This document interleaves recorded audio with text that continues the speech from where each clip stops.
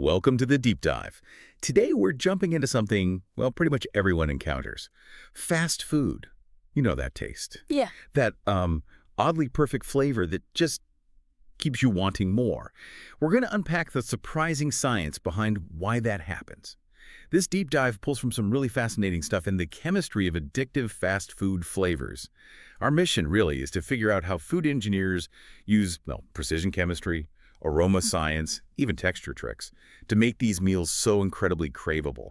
Almost addictive, you could say. Yeah, and it's interesting because understanding this behind-the-scenes science, it can actually change how you see your go-to fast food meal. You start to understand why you crave certain things. It's revealing, there's a real design element there. That's exactly it. It's the design that gets me. So, okay, let's start with precision. I mean, the consistency is kind of wild, isn't it? Yeah. How do they get that burger tasting exactly the same in, say, London as it does in Los Angeles? Is it really, like, down to the molecule? Oh, absolutely. It really is. They work incredibly hard to replicate flavors with amazing exactitude. We're talking food scientists whose whole job is ensuring that identical taste thousands of miles apart. Oh. Well, they use specific enhancers, things like monosodium glutamate, MSG, that really bumps up those savory umami flavors intensely. And look, it's not just about tasting good.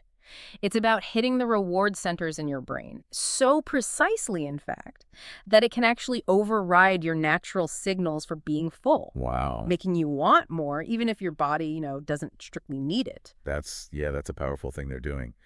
But it's not only what's in the food, is it? The whole experience matters. How does something like aroma play into it? I've heard that's a big, maybe hidden factor. Precisely. Aroma science is, well, it's kind of a secret weapon.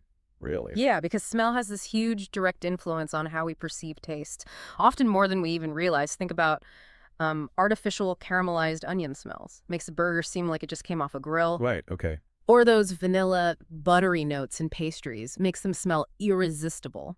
And what's really clever is using fat-soluble aromas. Fat-soluble? What does that do? It means the scent molecules literally bind to the fat in the food, so they linger longer. It creates this richer, more satisfying feeling that sticks around even after you've finished chewing. Ah, so it manipulates the memory of the taste, not just the immediate sensation. Exactly. It prolongs that positive association. Okay, so taste precision, lingering aromas. What about texture? That feels huge, too. How satisfying something feels in your mouth. Do they engineer that as well? Oh, they absolutely do. It's all about creating that ideal mouthfeel, triggering positive sensory feedback, like that addictive contrast, crunch and softness. Yeah, like in fries or crispy chicken. Exactly, or chips. And they formulate cheeses and sauces very carefully, so they melt at just the right temperature for that peak enjoyment. Huh. These textures aren't accidental. They're designed to add to the subconscious feeling of satisfaction. It reinforces the desire, makes you want it again. Okay, so it really sounds like all these things, the chemistry, the smells, the textures, they're all pieces deliberately put together to make us crave it again and again. Is that where this bliss point idea fits in? That's precisely it. All these methods aim for what food scientists call bliss point optimization. Bliss point. Yeah, it's that perfect ratio. Salt, fat, sugar, tuned just right so your brain keeps wanting more. And like we said, it often overrides those natural signals that you're full. Combine that with flavor memory triggers, using super consistent ingredients.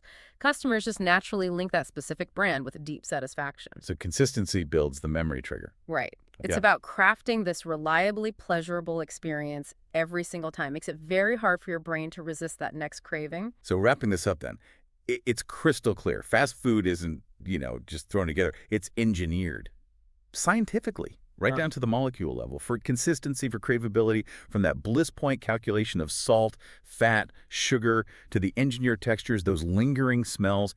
Every single bit is intentional, designed to get a specific reaction from us. Exactly. So thinking about all this, now that you understand the precise science, how every bite is sort of crafted for maximum appeal, often tapping into our biology, what does that change for you? How does it make you think about your own cravings? Or maybe even how you see the whole food industry? What new questions does knowing this raise for you?